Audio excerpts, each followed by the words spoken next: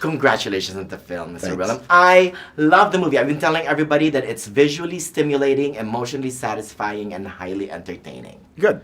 Right? Yeah. So take us from the very beginning. What got you interested in jumping ship from Marvel to DC? Well, it's been a while since I've done a Marvel movie. It was a very happy experience.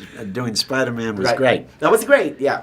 And that had a lot to do with, you got to remember, I'm working with Sam Raimi, and I'm working with James Wan. Oh, I'm yeah. not thinking, I'm not Auteurs. thinking definitely about the different, studios, okay? Right. I hop around enough that I tend to deal with who's there in front of me. Your affiliation is with the directors. Exactly. And it's exactly. true. I mean, James Wan is fantastic. Yes, and he was a huge draw for this. Oh, good. Because I followed his work, and I'd see his movies, and I'd say, wow, there's a very specific mind here. Right. And he's got a great film culture. He does. And personally, he has the stamina, the energy, and the kindness, and the engagement. Yeah. He's like on the set. He works with such joy. Oh.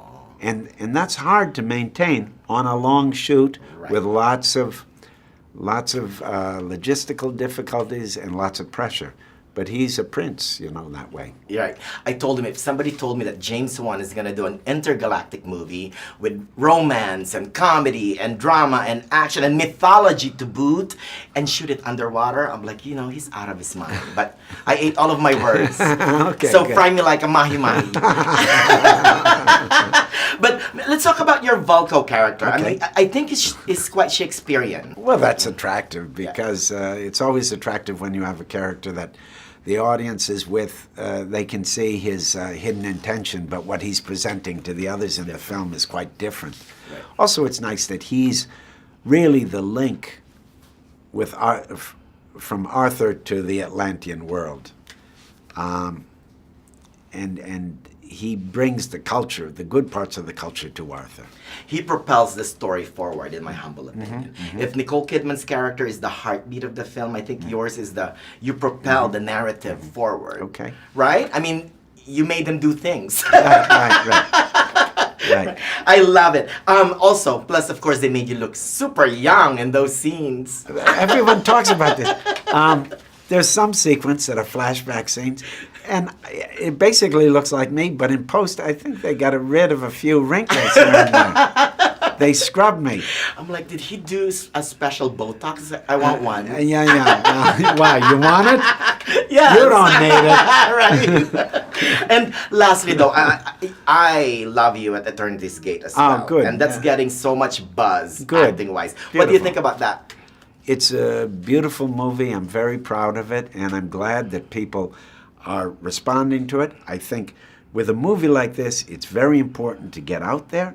And when people do see it, they love it. So that's the challenge, to make people aware of it. And I think if they'll see it, they'll see a very special movie. Right. But it was a great experience making. I think it's a beautiful movie. And I'm happy that the critics have been so positive about it, and the audience thus far has been positive about it.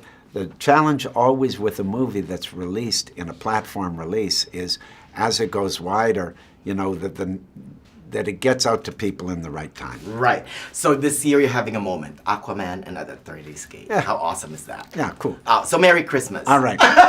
Thank you. Thank you so much, Yeah, Mr. very Willem. well. Very Congrats well. again.